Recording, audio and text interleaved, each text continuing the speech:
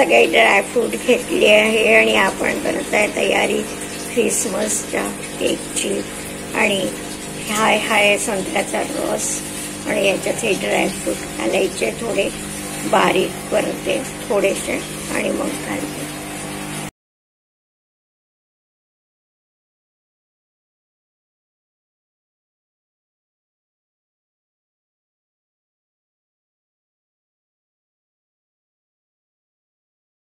Soak करायला ठेवलेली आहे। हेमाच पारंपरिक रेसिपीज मध्ये आपलं मनपूर्वक स्वागत आहे। आणि मी आज करत आहे प्लम केक। परत आता 2-4 दिवसापूर्वी केला होता, तो केला होता मी ह्याचा ओट्स आणि रव्याचा। आज मी आट्याचा करते आहे, अंडे वगैरे आजही नाही घालत आहे। आज पद्धतीचा दूध, दही आणि बाकी ड्रायफ्रूट वगैरे घालून असा एक केक करत आहे, जो आपल्या क्रिसमस केक सारखा दिसेल। मागच्या वेळेला मी कोको पावडर टाकली होती, या वेळेला मी थोडं गूळ वगैरे टाकून त्याला तसा लूक देणार आहे। हे भांडव मी तयार करत आहे, याला तेल लावलं आहे आणि याला थोडी कणिक सगळीकडनं लावून घेते आहे। हेमाच पारंपरिक रेसिपीज मध्ये आपलं स्वागत आहे। आणि आज आपण करत आहोत क्रिसमस केक सारखा केक, आणि आज आपण गुळाचा करत आहोत। या वाटीने सगळं पाऊण वाटी घेतलेलं आहे, पाऊण वाटी हा गुळ आहे। याचा करूया आपण पाक। इकडे थोडंसं पाणी घालून पाक गॅस सुरू करते आहे।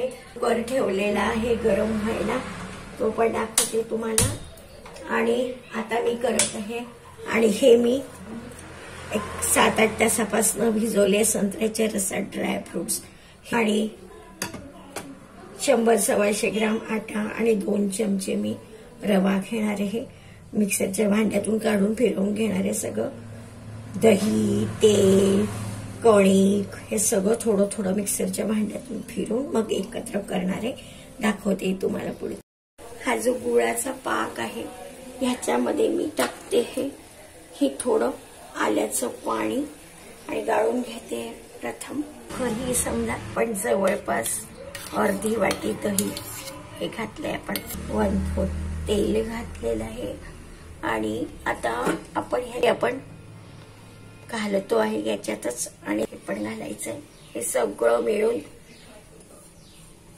100 ग्रामच्या आसपास आहे, आणि थोडंसं 2 चमचे म्हणजे साधारण 20 ग्राम आपण रवा टाकते याच्यात। 20 ग्रामच्या आसपास, 100 ग्रामच्या आसपास आपण कणिक घातलेली आहे, आणि 40-50 ग्राम आपण दही घातले आहे, आणि तेवढंच आपण ऑइल घातलेलं आहे, कुकिंग ऑइल। आणि 1 चमचा आपण घालत आहे, हा छोटा चमचा आहे, अजून 1 चमचा घालू कलमी पावडर। ही विलायची पावडर टाकत आहे आपण त्याच्यात। फिरवून घेत आहोत मिक्सर मधून एकदा। त्याच्यासाठी आपण थोडंसं पाणी टाकूया, अर्धा कप किंवा एखादा थोडासा 1 चमचा, थोडंसं पाणी टाकूया 1-2 चमचे, आणि त्याला मिक्सर मधून थोडंसं फिरवून घेऊया।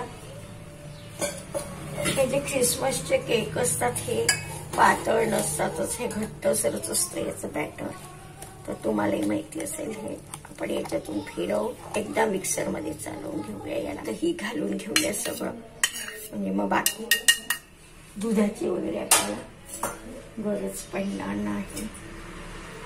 हे घालूया याच्यात आपण पाणी थोडं अजून घालते,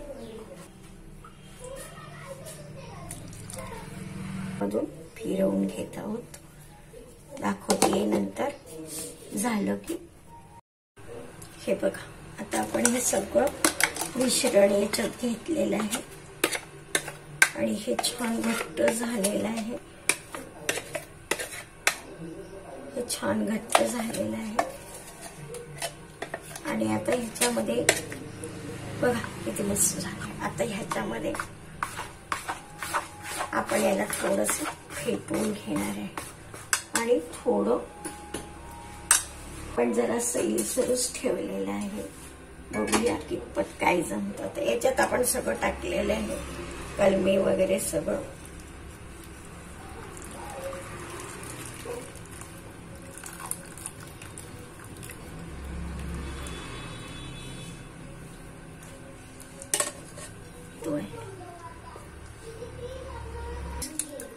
अर्धे घालूया आपण आणि अर्धे मग आपण वरती टाकूया.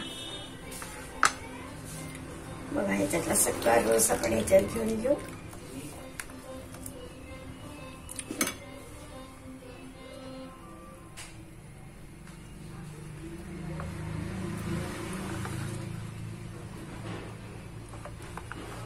आणि हे थोडंसं घट्टसर राहायला आपण ह्याच्यात अजून 2 चमचे रवा घालूया. जरा फुललं पाहिजे ते म्हणून आपण 1 मोठा चमचा रवा परत घालूया याच्यात.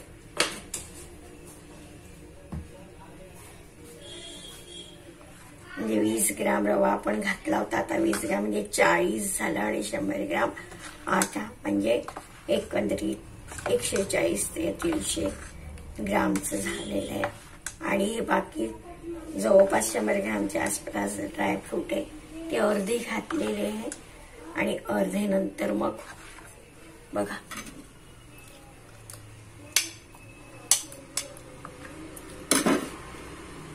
अर्धे आपण मग दाखवते नंतर. 5 बेकिंग पावडर आणि थोडीशी टाकते आपण खाण्याचा सोडा.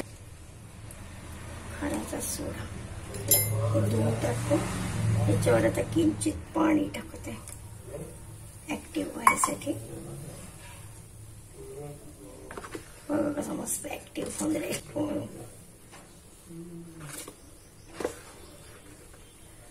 बघा कसं रंग मस्त हे होऊन राहिलं.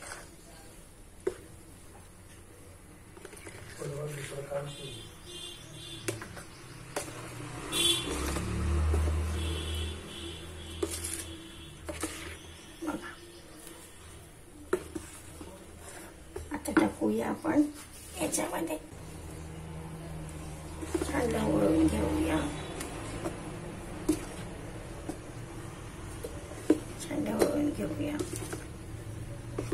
एकत्र झालं पाहिजे.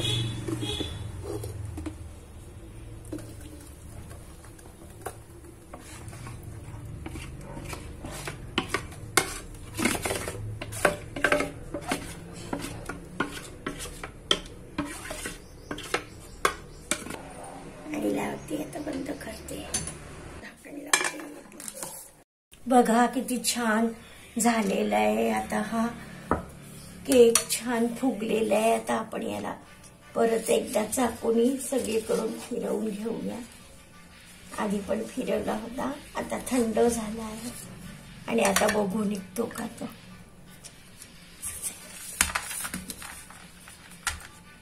बघा किती मस्त निघालेला आहे.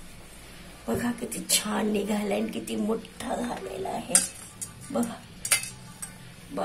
मस्त झालेला आहे. छान सुंदर असा तुमच्या समोर कापते आहे. बघा काय हाईट आहे मस्त याची. बघा किती मस्त छान निघालेला आहे. अशा तऱ्हेने आजची ही रेसिपी कंप्लीट झालेली आहे. आशा आहे तुम्ही पण नक्की करून बघा. बघा डबा आता भरलेला आहे केकनी आणि आता आपण झाकण लावून ठेवत आहोत. छान झालाय केक. चव घेतलीये मी. तुम्ही पण नक्की करून बघा. आट्याचा केक आहे हा, गोड घालून केलेला.